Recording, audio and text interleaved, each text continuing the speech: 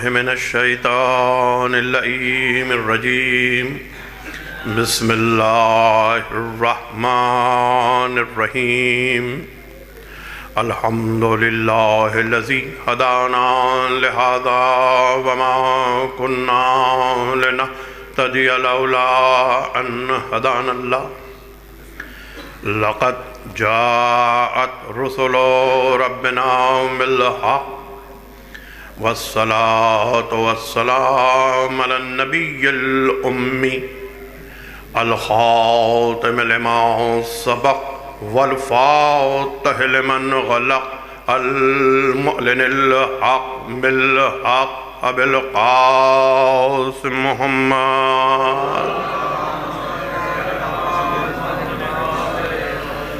وأهل بيته الطيبين الطاهرين المعصومين المظلومين الذين أذهب الله عنهم الرجس وطهرهم تطهيرا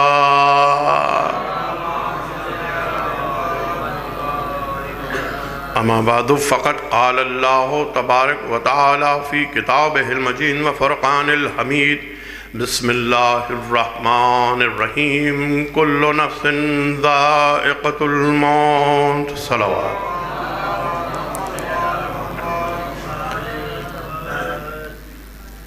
اذان محترم مجھ سے پہلے بھی ذاکرین پڑھ گئے اور میرے بعد بھی میری ہی برادر عزیز حضرت مولانا اسداللہ جوہری صاحب آپ سے خطاب فرمائیں گے. ظاہر ہے کہ سب کا اپنا اپنا ایک انداز ہوتا ہے، اپنا اپنا موضوع ہوتا ہے. یہ سب گلدستہ حسینی کے پھول ہیں. جس طرح گلدستے میں مختلف پھول ہوتے ہیں، ہر پھول کا اپنا رنگ ہوتا ہے، ہر پھول کی اپنی خوشبو ہوتی ہے، ہر پھول کا اپنی جسامت ہوتی ہے. اسی طرح ہر ذاکر کا اپنا انداز بیان ہوتا ہے، اپنا موضوع ہوتا ہے، اپنا طریقہ ہوتا ہے. عموماً پنجاب میں جب ایصال ثواب کی مجلس ہوتی ہے تب بھی براہ راست فضائل ہی پڑھے جاتے ہیں، مگر میں نے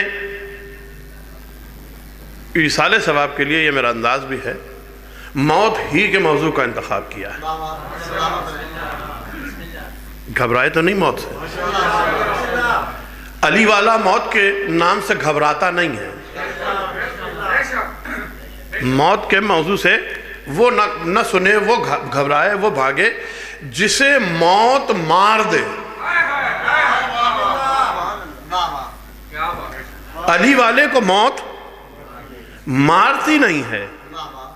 وہ اور ہوتے ہیں جنہیں موت آپ کہیں گے صاحب ابھی تو آپ نے آیت پڑھی ہے سرنامہ کلام میں کل نفس ذائقۃ الموت، ہر نفس کو موت کا ذائقہ چکھنا ہے.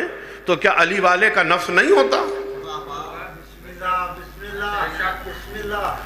علی والے کا نفس نہیں ہوتا. جب قرآن کہہ رہا ہے کہ ہر نفس کو موت کا ذائقہ چکھنا ہے تو پھر علی والے کو موت کیوں نہیں آتی؟ دیکھیے، موت کا مارنا اور ہے، موت کا ذائقہ چکھنا اور ہے.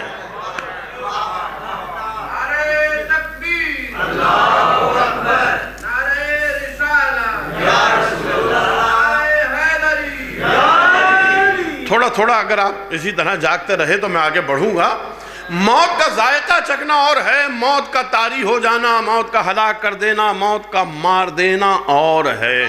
ایک مثال دے دوں فقہ سے. فقہ کا ایک اصول ہے کہ اگر کسی عورت کا شوہر اتنا ظالم ہو، فقہی اصول ہے یہ، کسی بھی فقہ سے آپ دیکھنا، اگر کسی عورت کا شوہر اتنا ظالم ہو کہ نمک کے کم ہونے یا زیادہ ہونے پر وہ اس پہ تشدد کرے گا تو وہ عورت روزہ رکھتے ہوئے بھی اجازت ہے اسے کہ وہ نمک کے ذائقے کو چکھ لے.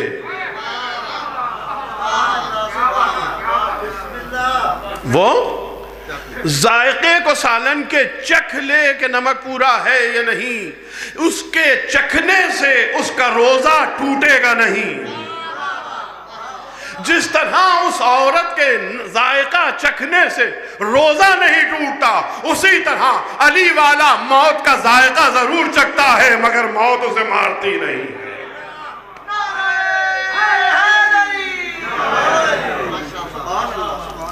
موت اسے مارتی نہیں ہے، ذائقہ وہ چکھتا ہے۔ اسی لیے جب ہم قبر میں لٹاتے ہیں تو ہم کہتے ہیں اسمع افہم، اسمع افہم، سن اور سمجھ، سن اور سمجھ۔ سن اور سمجھ اسے نہیں کہا جاتا جسے موت مار دے، سن اور سمجھ اس سے کہا جاتا ہے جو زندہ ہوتا ہے، سنتا بھی ہے اور سمجھتا بھی ہے۔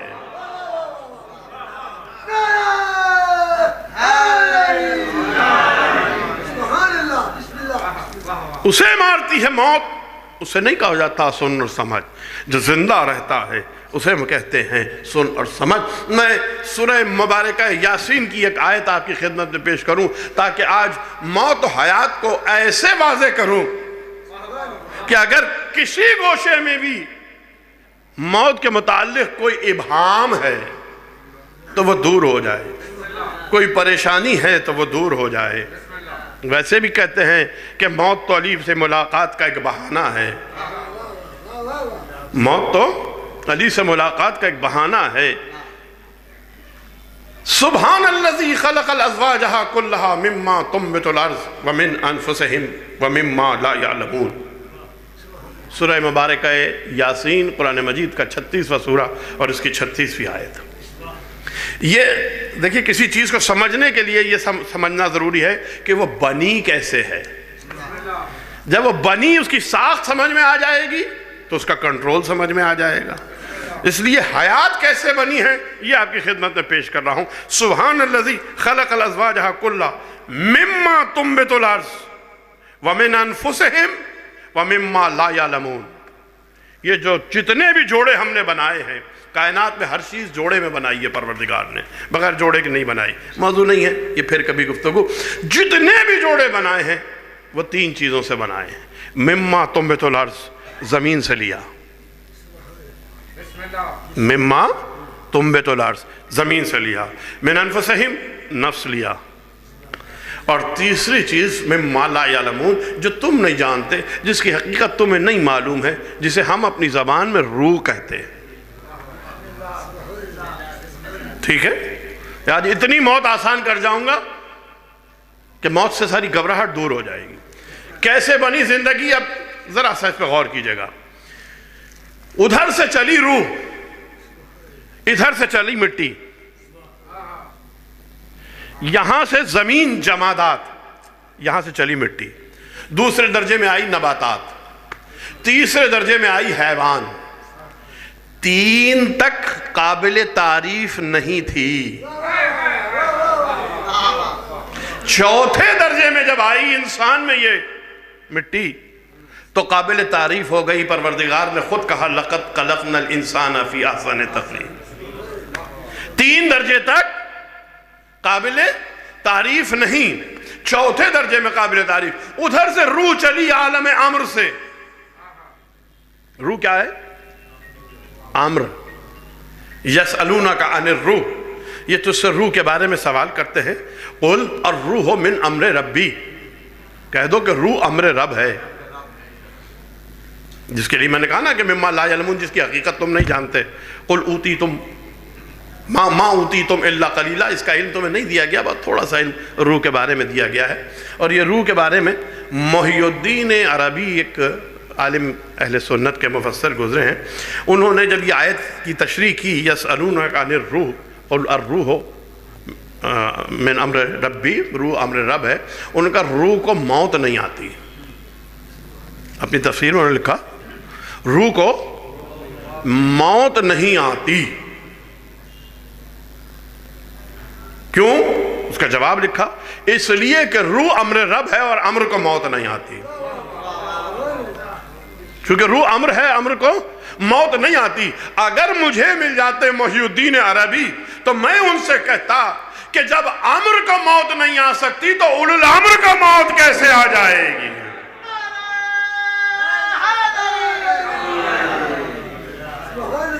جب امر کو موت نہیں ہے تو اولو الامر کو کہاں سے موت ہے؟ تو ادھر سے عالم امر سے چلی روح، عالم نبوت میں آئی، پھر عالم ملکوت میں آئی، ملک میں آئی، ملکوت سے ملک میں آئی، اور پھر ملک سے انسان میں آئی۔ ادھر سے یہ چلا، ادھر سے وہ چلا۔ اب توجہ آپ کی تھوڑی سی چاہوں گا، دونوں کو ملا دیا۔ دو چیزوں کو جب کبھی ملایا جاتا ہے تو کسی تیسری چیز کی ضرورت پڑتی ہے نا؟ دو چیزوں کو ملانے کے لیے کسی تیسری چیز کی ضرورت پڑتی ہے۔ اگر آپ کسی ڈبے پہ کوئی کاغذ چپکانا چاہتے ہیں تو اس کو پھر اس کے لیے گوند استعمال کرتے ہیں، تیسری چیز ہے۔ تو ادھر سے روح چلی ہے، ادھر سے مٹی چلی ہے، جسم چلا ہے۔ دونوں کو ملانا ہے، کس سے ملایا؟ نفس کے ذریعے سے۔ یہ نفس ہے جس نے دونوں کو جوڑا ہوا ہے، یہ نفس ہے جس نے دونوں کو جوڑا ہوا ہے۔ اور جو موت کا ذائقہ چکنا ہے وہ نفس کو چکنا ہے، نہ روح کو نہ جسم کو۔ نہ روح کو موت آئے گی نہ جسم کو موت آئے گی، اس لیے کہ جب موت آتی ہے جسم ویسا ہی رہتا ہے، وہی آنکھیں، وہی کان، وہی ناک، وہی آنکھ، وہی زبان، وہی ہاتھ۔ اور روح کے لیے ہم کہتے ہیں کہ روح پرواز کر گئی۔ تو پرواز کر گئی تو موت کہاں آئی؟ موت آتی تو پرواز کہاں سے کرتی؟ موت کا ذائقہ تو نفس سے چکھا، یعنی نفس نکلا۔ تو عربی میں کہتے ہیں، ایک قول ہے کہ کل شیء راجع الی اصلہ، کل شیء راجع الی اصلہ، ہر شے اپنے اصل کی طرف جاتی ہے۔ تھوڑی سی مجھے پتہ ہے وہ انداز نہیں ہے، خشک وزرا تھا، لیکن کچھ انشاءاللہ میں آپ کی خدمت میں پیش کروں گا۔ کل شیء راجع الی اصلہ، ہر شے اپنے اصل کی جانب جاتی ہے۔ تو جب دونوں جدا ہوئے، روح اور جسم جدا ہوئے، تو جسم آیا تھا مٹی سے، مٹی کی طرف چلا، پستی کی طرف چلا، نیچے چلا۔ روح آئی تھی اوپر سے، روح اوپر کی طرف چلی۔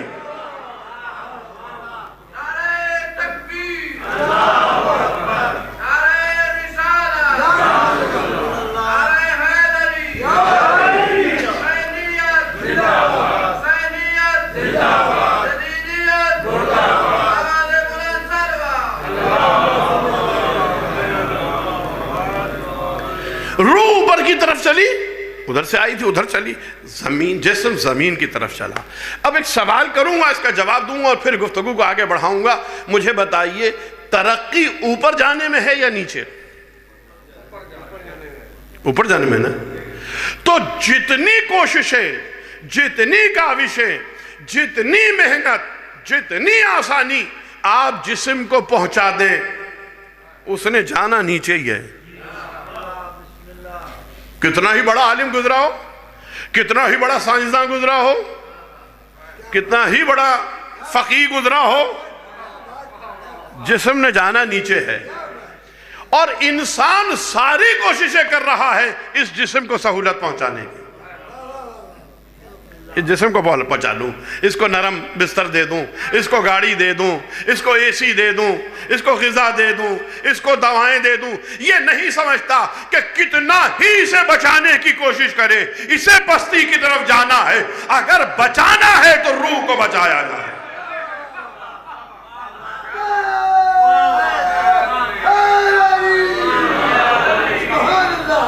اگر بچانا ہے، اگر بقا کی کوشش کرنی ہے، اگر زندہ رکھنا ہے، اگر ترقی دینی ہے تو کسے؟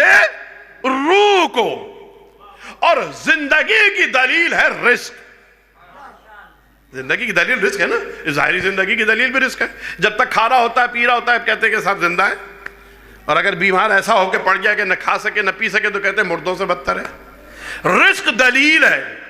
اب اگر روح کو زندہ رکھنا ہے تو روح کے رزق کا بندوبست کیجئے۔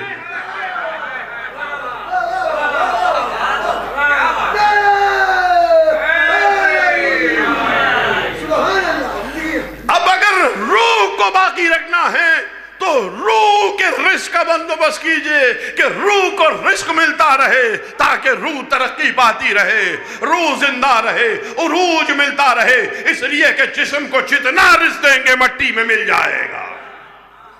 تو اب ہمیں رزق چاہیے تو ملے گا کہاں سے؟ رزق چاہیے تو ملے گا کہاں سے، دو سوال ہیں. اور دوسرے یہ کہ رزق ہے کیا، روح کا رزق ہے کیا، اور ملے گا کہاں سے، تو ملے گا کہاں سے. آپ کے پنجاب ہی کے مشہور شاعر، جنہیں شاعر مشرق بھی کہا جاتا ہے، جنہیں مفکر اسلام بھی کہا جاتا ہے، علامہ اقبال نے اس کا جواب دیا. 4 اشعار سنیے گا. میں مجلس میں بہت کم اشعار پڑھتا ہوں، بہت کم پڑھتا ہوں اشعار. تیری شکست تھی منظور تھی اسے اے دل، دل جسم، تیری شکست تھی منظور تھی اسے اے دل، بنا دیا تجھے نازک تر آبگینے سے. نازک ہے نا جسم، بڑا دل ذرا سے میں ٹوٹ جاتا ہے ٹھیس لگی تو. تیری شکست تھی منظور تھی اسے اے دل، بنا دیا تجھے نازک تر آبگینے سے. جہاں سے پلتی تھی اقبال روح کمبر کی. میں کچھ سمجھا سکتا، شعر واضح کر سکا. جہاں سے پلتی تھی اقبال روح کمبر کی. یہ نہیں کہا اقبال نے جہاں کمبر پلتا تھا، توجہ ہے نا، کمبر پلتا تھا نہیں کہا، روح پلتی تھی. روح کی بات کی ہے اقبال نے بھی، اس لیے کہ اقبال جانتے ہیں کمبر جو پلتا تھا وہ اور ہے، روح جو پلتی تھی وہ اور ہے. جہاں سے پلتی تھی اقبال روح کمبر کی، ملتی ہے مجھے بھی روزی اسی خزینے سے. ملتی ہے مجھے بھی روزی اسی خزینے سے. ظاہر ہے جب کھانے کی بات آتی ہے تو پینے کی بات بھی آتی ہے. جہاں بھوک لگتی ہے وہاں پیاس بھی لگتی ہے. اقبال نے گفتگو کو جہاں چھوڑا نہیں ہے. اقبال کہتے ہیں جہاں سے پلتی تھی اقبال روح کمبر کی، ملتی ہے مجھے بھی روزی اسی خزینے سے. اور آگے کہتے ہیں ہمیشہ ورد زباں ہے علی کا نام اقبال. ہمیشہ ورد زباں ہے علی کا نام اقبال، کہ پیاس روح کی بجھتی ہے اسی نگینے سے.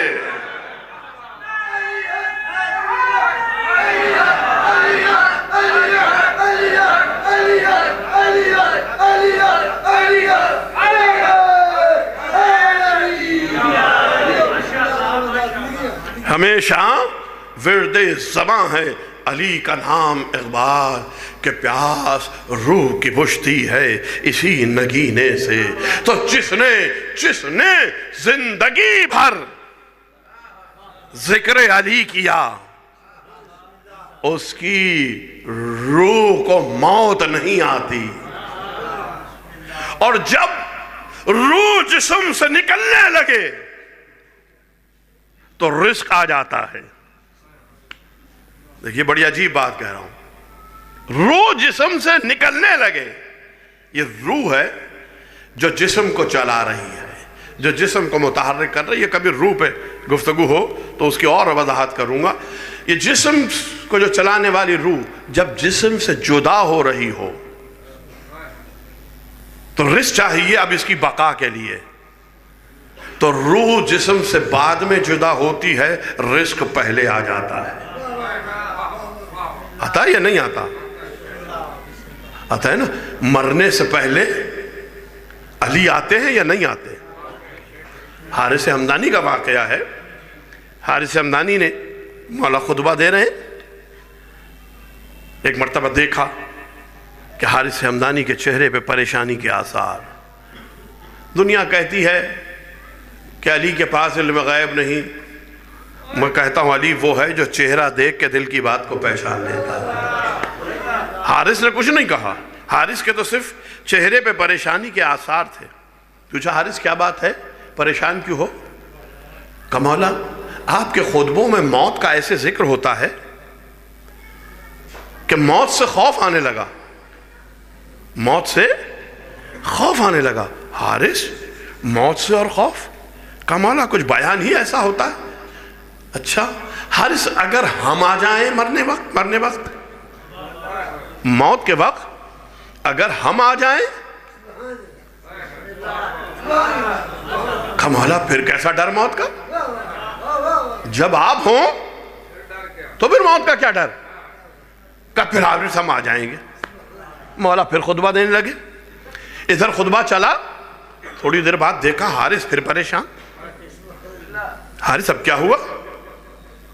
کہا مولا زمام حکومت آپ کے ہاتھ میں ہے، اکثر آپ شہر سے باہر ہوتے ہیں انتظامی امور کے سلسلے میں، جنگوں کے سلسلے میں، اگر کسی وقت ایسے وقت موت آ جائے جب آپ شہر میں نہ ہو، کسی ایسے وقت میں موت آ جائے کہ آپ نہ ہو، پھر کیا ہوگا؟ کہا حارث تم نے ہمیں پہچانا نہیں، حارث تم نے ہمیں پہچانا نہیں، حارث لا یموت مؤمن او منافق حتی یرانی، مومن ہو یا منافق متا نہیں ہے جب تک ہمیں نہ دیکھ لے۔ دیکھئے یہ عجیب لفظ ہے، مومن او منافق دونوں ہیں، مومن ہو یا منافق نہیں مرتا حتی یرانی جب تک کہ ہمیں نہ دیکھ لے۔ یا علی مومن تو سمجھ میں آتا ہے، یہ منافق کیوں دیکھے؟ شاید اس لیے، کتابوں میں جواب نہیں ہے، میرے اپنے ذہن کا جواب ہے، شاید اس لیے کہا کہ منافق دیکھتا ہے علی کو تو ہیبت سے دم نکل جاتا ہے، جس سے ساری زندگی بھاگتا رہا، مرنے پر بھی وہی سامنے آ گیا۔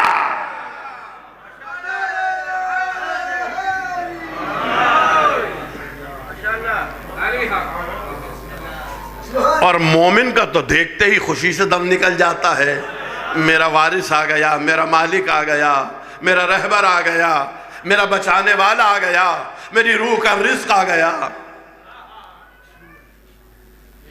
دیکھتے ہی تب کہا اعتراض کہ بھائی دنیا میں ہزاروں لاکھوں افراد ایک وقت میں مرتے ہیں، یہ کیسے ممکن ہے کہ علی ہر جگہ موجود ہو، علی ہر جگہ آ جائے؟ تو ایک جواب علی نے دیا، ایک جواب میں دوں گا، دونوں جواب آپ کی خدمت میں۔ صفین کی جنگ تھی،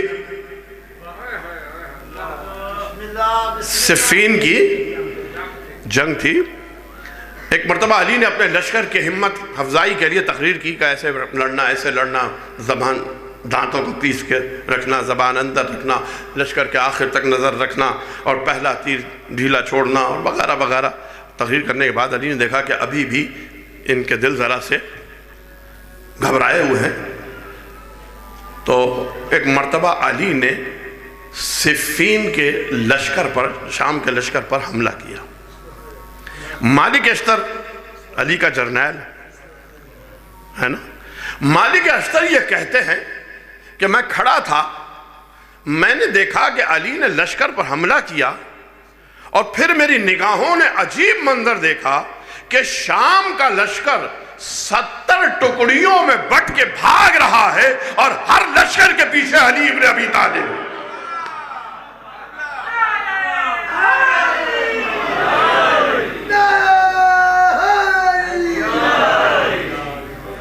شام کا لشکر 70 ٹکڑیوں میں بٹ کے بھاگ رہا ہے، اور ہر ٹکڑی کے پیچھے علی ابن ابی طالب تلوار لیے ہوئے مجھے جاتے ہوئے نظر آئے۔ مالک کہتے ہیں میں گھبرا گیا، گھبرا کے میں نے سوچا علی کے خیمے کے پاس آ کے کھڑا ہو جاؤں، جب علی پلٹ کر آئیں گے تو میں علی سے سوال کروں گا۔ مالک کہتے ہیں جیسے ہی میں خیمے کے پاس آیا تو میں نے دیکھا علی ابن ابی طالب تلوار کی نوک زمین پر رکھے ہوئے کھڑے ہوئے مسکرا رہے ہیں۔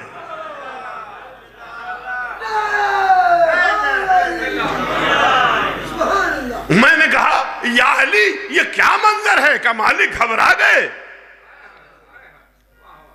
مالک گھبرا گئے کہ علی کیا حقیقت ہے، کیا معاملہ ہے، ذرا آپ ہی راز کو آشکارا کیجئے۔ کہ مالک قرآن نہیں پڑھا، کہ پڑھا تو ہے مولا، مگر جب تک آپ سمجھائیں نہ قرآن سمجھ میں کہاں سے آتا ہے، قرآن سمجھ میں کہاں سے آتا ہے۔ کہ مالک قرآن پڑھو، فَأَيْنَمَ تَوَلُّوا فَثَمَّ وَجْهُ اللَّهِ، تم جدھر رخ پھیرو گے اللہ کے چہرے کو پاؤ گے، تم جدھر رخ پھیرو گے اللہ کے چہروں کو پاؤ گے۔ نَحْنُ وَجْهُ اللَّهِ، نا مالک ہم ہی تو اللہ کا چہرہ ہے۔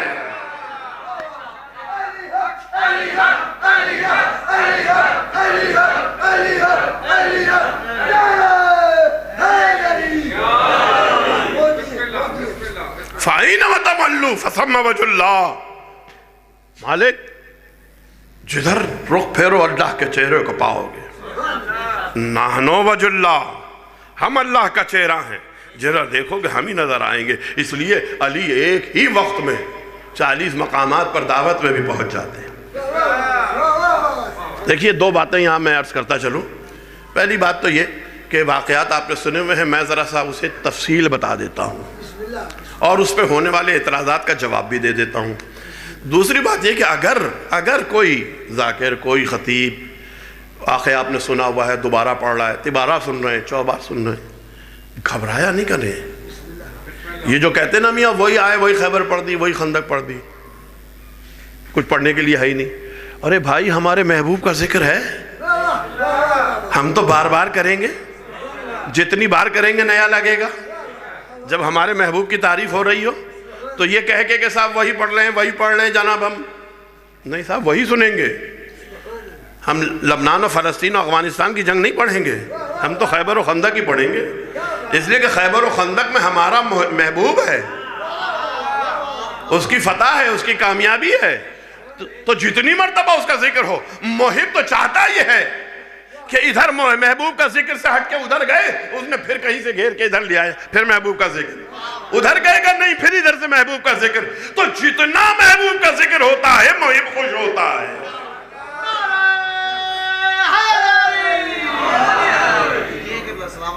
تو آئے وہ مسجد میں، علی ظہر اثر کی نماز سے فارغ ہوئے. کسی نے آ کے بہت ہی ایک عام سے بیچارہ تھا، اس نے کہا یا علی میں ہوں تو غریب، میں چاہتا ہوں کہ آج آپ روزہ میرے ساتھ افطار کر لیں. حضرت علی نے کہا ٹھیک ہے. وہ آگے چلے تو دوسرا آ گیا، اس نے کہا یا علی آج روزہ میرے ساتھ افطار کر لیں. تیسرا آ گیا. اس کے بعد سلمان آ گئے، یا علی آج روزہ میرے گھر افطار کر لیں. کہا حاضر.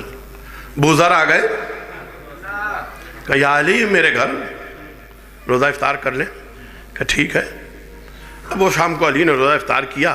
عشاء کی نماز کے بعد وہ غریب آدمی آیا، کہنے لگا کتنے سخی ہیں، کتنے کریم ہے علی، کتنے رحیم ہیں. مجھ جیسے غریب کے گھر آج علی نے روزہ افطار کیا. ہمارے یہاں تو ذرا سا آدمی بڑا ہو جائے نا، وہ کہتا ہے کہ وہ میں ان کے ہاں میری شان کے خلاف ہے، میں غریب آدمی کے پاس جاؤں. یا علی سے بڑا کون ہے بھائی سوائے رسول کے؟ وہ چلا گیا. انہوں نے کہا صاحب میں تو آج بڑا کتنے کریم کتنے سخی میرے گھر روزہ افطار کیا. اس سامنے والا کہنے کا جھوٹ مت بولو، جھوٹ بولو، آج علی نے میرے گھر روزہ افطار کیا. انہوں نے کہا کہ صاحب میرے گھر علی نے روزہ افطار کیا. انہوں نے کہا نہیں میرے گھر افطار کیا. بات جھگڑا ہونے لگا. ادھر سے تیسرا آیا، کہا دیکھو یہ آدمی جھوٹ کہتا ہے علی آج میرے گھر روزہ افطار کر کے گئے، یہ کہتا ہے میرے گھر افطار کہتا ہے. تم دونوں جھوٹ بول رہے ہو. اچھا اب لفظوں پہ غور کیجئے گا. دیکھیں میں یہ لفظوں کی طرف بڑا خاص توجہ دلاتا ہوں چونکہ میں کتاب پڑھتا ہوں. اس نے کیا کہا تیسرے آدمی نے؟ تم دونوں جھوٹ بول رہے ہو. ان دونوں نے بھی ایک دوسرے پر جھوٹ کا الزام لگایا، تم جھوٹ بول رہے ہو، تم جھوٹ بول رہے ہو. تیسرے نے کہا تم جھوٹ بول رہے ہو، علی تو آج میرا روزہ افطار کیا. وہ 8-10 جمع ہو گئے اور ہر آدمی یہ کہے. اتنے میں ادھر سے بوذر چلے آئے. اب دیکھیے گا لفظ بدل جائے گا. ادھر آیا تھا جھوٹ بول رہے ہو، بوذر نہیں کہیں گے جھوٹ بول رہے ہو. یہ ہے معرفت کی منزل. انہوں نے کہا صاحب وہ آ رہا ہے جس کے لیے رسول نے کہا کہ زمین نے اس سے زیادہ سچے کو اٹھایا نہیں اور آسمان سے اس سے زیادہ سچے پر سایہ نہیں کیا. آؤ اس سے سوال کریں. بزرگ دیکھو یہ ہم سب لڑ رہے ہیں، ہر آدمی یہ کہتا ہے کہ علی نے میرے گھر روزہ افطار کیا، میرے گھر روزہ افطار کیا. بتاؤ علی نے کس کے گھر روزہ افطار کیا؟ بوذر نے جواب دے کہ یہ نہیں کہا تم سب جھوٹ بول رہے ہو. بوذر کہتے ہیں بات تو تمہاری سچی ہے لیکن علی نے تو آج میرے گھر روزہ افطار کیا.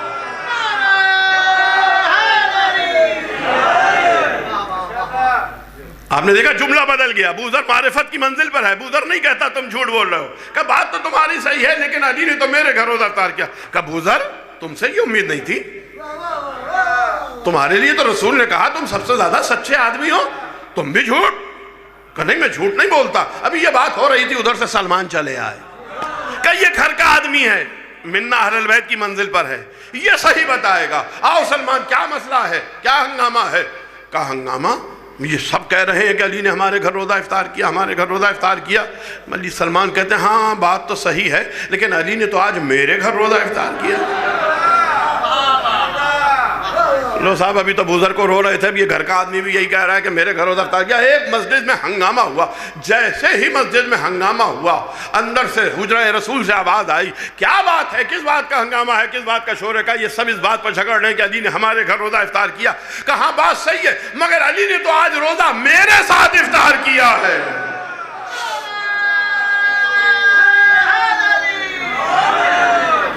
علی نے تو آج روزہ میرے گھر افطار کیا ہے۔ ادھر سے رسول کا یہ جملہ آیا، ادھر سے جبرائیل نازل ہوئے اور کہا، اے محمد بعد تحفہ درود و سلام، پروردگار کہتا ہے آج تو علی نے عرش پہ روزہ افطار کیا ہے۔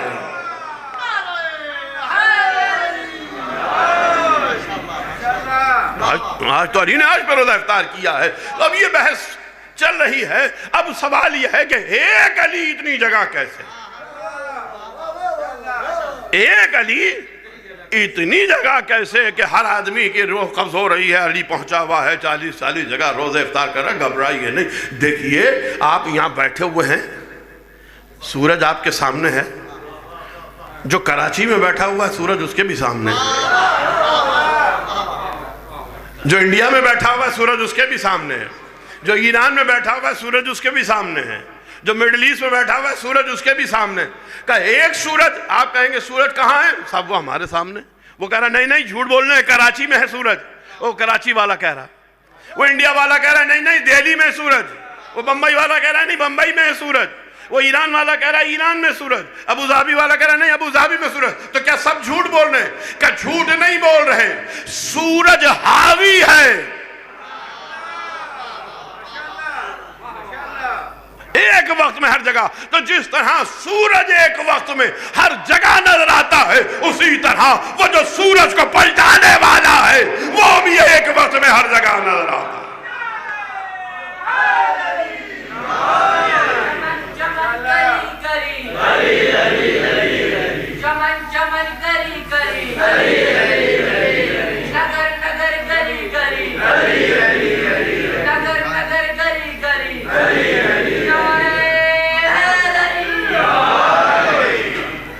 عزیزان محترم، جو مجھے وقت دیا گیا اس وقت میں ظاہر ہے تھوڑا سا وقت رہ گیا ہے اور مصائب بھی پڑھنے ہیں۔ بولنا تو بہت کچھ آتا تھا، ظاہر جب آدمی پہلی دفعہ آتا ہے تو چاہتا یہ ہے کہ کچھ تھوڑا ذرا سا دیکھے جائے، لیکن ظاہر ہے مجھے احساس ہے کہ میرے برادر عزیز نے اس کے بعد خطاب کرنا۔ موت مومن کو نہیں آتی، مارتی ہے۔ موت نہیں مارتی، موت سے گھبرائیے گا نہیں۔ موت علی سے ملاقات کا ایک بہانہ ہے، اور موت بعد میں آتی ہے، علی پہلے آتا ہے۔ کبھی اس فلسفے میں بھی گفتگو کروں گا اگر زندگی نے موقع دیا کہ موت بعد میں کیوں آتی ہے، علی پہلے کیوں آتا ہے۔ یہ ایک فلسفہ ہے، اور یہ حدیث رسول کی روشنی میں کہ موت بعد میں آتی ہے، علی پہلے آتا ہے۔ منکر و نکیر بعد میں آتے ہیں، علی پہلے آتا ہے۔ کوثر پہ آپ بعد میں پہنچیں گے، علی پہلے ہوگا۔ میزان پہ آپ بعد میں پہنچیں گے، علی پہلے ہوگا۔ یہ علی ہے، وہ علی جس کے لیے خود سرکار ختمی مرتبہ نے فرمایا،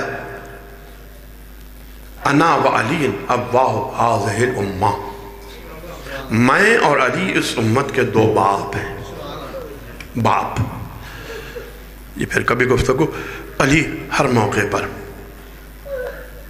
لیکن وہ منظر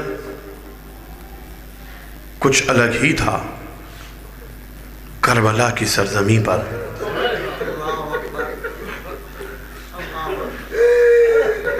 جب اس علی کا پوتا علی اپنے بابا سے آ کے کہہ رہا تھا، بابا اب مجھے مرنے کی اجازت دیجئے۔ اولاد والو، خدا تمہیں کوئی دکھ نہ دے، تمہاری اولادیں تمہارے سائے میں پروان چڑھیں۔ تصور کرو کربلا کے اس ون میں جو حسین صبح سے لاشے پر لاشا اٹھا رہا تھا اور اب تنہا رہ گیا تھا، اس حسین سے علی اکبر نے آ کے جب یہ کہا ہو کہ بابا مرنے کی اجازت دیجئے، تو ضعیف باپ پہ کیا گزری ہوگی۔ اور حسین روک بھی نہیں سکتے علی کو، چنانچہ صرف اتنا کہا، علی اکبر جانا چاہتے ہو تو پہلے اپنی ماں اور پھوپھی سے اجازت لے لو۔ یہ مرحلہ علی اکبر کے لیے اور زیادہ سخت ہے کہ ماں سے جا کے کوئی بیٹا یہ کہے کہ ماں مرنے کی اجازت دو۔ بیٹا علی اکبر جیسا، ماں ام لیلہ، ماں پہ کیا گزرتی ہے اگر جوان بیٹا چلا جائے، سن سکیں گے؟ راوی کہتا ہے کہ واقعہ کربلا کے 2 سال کے بعد میرا مدینے جانا اتفاق ہوا۔ 2 سال کے بعد میں محلہ بنی ہاشم سے گزر رہا تھا، اونٹنی پر سوار تھا۔ ایک مرتبہ میری اونٹنی کھڑی ہو گئی، رک گئی۔ میں نے ہر چند چاہا کہ اونٹنی آگے بڑھے، نہیں بڑھی۔ اتر کے دیکھا تو میری اونٹنی کی آنکھوں سے آنسو جاری ہیں، اور اتنے میں مجھے کسی بیوی کے رونے کی آواز آئی۔ ایسے محسوس ہوا جیسے کسی کا جوان بیٹا مر گیا 2 سال کے بعد۔ راوی کہتا میں پریشان کھڑا تھا، کس سے پوچھوں کہ اتنے میں اسی گھر سے کنیز نکلی۔ میں نے اس کنیز سے پوچھا کہ کیا کوئی جوان بیٹا اس عورت کا مر گیا؟ کیا تو مدینے میں نہ آیا ہے؟ کہا میں آج پہلی مرتبہ مدینے میں آیا ہوں۔ کہا کہ اس کا جوان لال کربلا میں مارا گیا تھا، یہ علی اکبر کی ماں ام لیلہ ہے۔ اس ماں کے پاس علی اکبر آئے ہیں، ماں مرنے کی اجازت چاہیے۔ بابا کا اب کوئی یاسر نہ رہا، کوئی مددگار نہ رہا، کوئی ناصر نہ رہا، مجھے مرنے کی اجازت دیجئے۔ تصور کرو عزادارو، ماں کیسے مرنے کی اجازت دے، اور ماں منع بھی نہیں کر سکتی۔ ہاں ایک بہانہ ملا ام لیلہ کو، کہا علی اکبر میں نے تو تمہیں پیدا کیا ہے، سے بیٹا تمہاری پالنے والی ماں وہ بیٹھی ہے، جاؤ اپنی پالنے والی ماں سے اجازت لو۔ علی اکبر آئے پھوپھی کے پاس، پھوپھی اماں اب مرنے کی اجازت دیجئے۔ تو ایک جملہ کہا، بیٹا آج کے دن کے لیے تمہیں پالا تھا کہ تمہارے سر پہ صحرا دیکھوں، یا اس لیے کہ تم مرنے کی اجازت پھوپھی سے مانگو؟ نہیں علی اکبر، میں نے تو تمہیں سے پالا ہے، تمہاری ماں تو وہی ہے جس نے تمہیں پیدا کیا، جاؤ علی اکبر اپنی ماں سے اجازت لو۔ علی اکبر کبھی ادھر اور کبھی ادھر۔ ایک مرتبہ ماں کے پاس آئے، گھٹنوں پہ ہاتھ رکھا علی اکبر نے، اور ہاتھ رکھ کے کہنے کہ اماں نہ دیجئے اجازت، ایک سوال کا جواب تو دے دیجئے۔ ہاں بوٹا پوچھو کیا سوال ہے؟ اماں یہ بتائیے آپ کا رتبہ بڑا ہے یا دادی فاطمہ زہرا کا رتبہ بڑا ہے؟ بیٹا کیسی باتیں کر رہے ہو، میں کنیز وہ شہزادی، میرا اور ان کا کیا مقابلہ؟ کہ ماں اگر روز محشر دادی فاطمہ زہرا نے یہ سوال کر لیا کہ ام لیلہ میرا لال نرغیادہ میں گھرا ہوا تھا، تو نے اپنے لال کی جان کی حفاظت کی، اسے پیارا رکھا، میرے لال کی پرواہ نہیں کی، تو آپ کیا جواب دیں گی؟ ام لیلہ خاموش ہو گئی۔ میں نے مقاتل کو کھنگال ڈالا کہ مجھے وہ جملے مل جائیں کہ جس سے ام لیلہ نے علی اکبر نے یا ام لیلہ نے علی اکبر کو جواب دیا ہو کہ کیا اجازت دی ہو۔ مجھے وہ الفاظ نہیں ملے، لیکن اتنا کہتا ہے راوی، علی اکبر باہر آنا چاہتے تھے، خیمے کا پردہ ہٹتا تھا، بیبیاں علی اکبر کے دامن کو پکڑ کے کھینچ لیتی تھی، واہ محمدہ واہ علیہ، ایسے محسوس ہوتا تھا جیسے کسی جوان کا جنازہ بڑے گھر سے نکل رہا ہو۔ آئے بابا کے پاس آئے، باپ نے تیار کیا، اپنا امامہ علی اکبر کے سر پہ رکھا، نانا کا امامہ خود پہنا، اپنی ابا علی اکبر کے دوش پہ رکھی، نانا کی ابا خود پہنی، اپنی تلوار علی اکبر کو دی، گھوڑے پہ سوار کرایا، چلو علی اکبر۔ بوڑھے باپ پہ کیا گزرتی ہے، جوان باپ کے جوان بیٹے کے جانے سے بس 2-4 جملوں کی آپ کو زحمت دے رہا ہوں۔ علی اکبر چلے، حسین پیچھے پیچھے چلے، اور یہ کہتے ہوئے چلے آسمان کی طرف نگاہ اٹھا کر، پروردگار گواہ رہنا، اب اسے قتل گاہ میں بھیج رہا ہوں جو صورت میں سیرت میں رفتار کردار میں گفتار میں تیرے نبی کے مشابہ تھا. جب کبھی مجھے اپنے نانا کی زیارت کا شوق ہوتا میں علی اکبر کو دیکھ لیتا. جب کبھی نانا کی آواز کو سننا چاہتا میں علی اکبر کی آواز سن لیتا. علی اکبر چلے, بوڑھا باپ پیچھے پیچھے چلا. ایک مرتبہ علی اکبر نے گھوڑے کو ایڑ لگائی کہ جلدی سے میدان جنگ میں جاؤں. آواز آئی علی اکبر آہستہ, علی اکبر آہستہ. جملہ سننا وزادارو حسین کا. علی اکبر گھوڑے سے اتر کے بابا کے پاس آئے. بابا آپ نے تو مجھے رخصت کر دیا تھا, اب کیوں پیچھے پیچھے آ رہے ہیں؟ عجیب جملہ کہا حسین نے. علی اکبر تم صاحب اولاد نہیں ہو نا بیٹا, تمہیں نہیں پتا اولاد کا درد کیا ہوتا ہے. علی اکبر جہاں تک ممکن ہو سکے پیچھے مڑ مڑ کے باپ کو دیکھتے جاؤ, جہاں تک ممکن ہو سکے علی اکبر باپ کو مڑ کے دیکھتے جانا. علی اکبر میدان میں گئے. میں نے مختصر کر دی گفتگو. علی اکبر گئے میدان میں, حسین کھڑے ہیں. علی اکبر گرے گھوڑے سے. جب گرے نا علی اکبر تو علی اکبر نے باپ کو مدد کے لیے نہیں پکارا. صبح سے جو بھی گرتا تھا وہ حسین کو مدد کے لیے پکارتا تھا. حسین کو علی اکبر نے مدد کے لیے نہیں پکارا, اس لیے کہ جانتے تھے کہ بابا میرا اب تنہا رہ گیا. بس اتنا کہا السلام علیکہ یا ابتا, بابا میرا سلام. حسین کے کانوں میں علی اکبر کے سلام کی آواز آئی. ایک مرتبہ حسین بیٹے کی طرف چلے. وہ حسین جو صبح سے گھوڑے پہ جا کر کسی بھی شہید کے لاشے کو لے کر آتا تھا, گھوڑے پہ سوار ہو کے جاتا, گھوڑے پہ لاشا لے کے آتا, وہ حسین گھوڑے پہ سوار نہ ہو سکا. حسین پیدل چلے اور چلے اور ٹھوکر کھا کے گرے, چلے اور ٹھوکر کھا کے گرے. ٹھوکرے کھاتے ہوئے آخر حسین کونیوں کے بل چلتے ہوئے بیٹے کے لاشے پہ پہنچے. ہائے علی اکبر, ہائے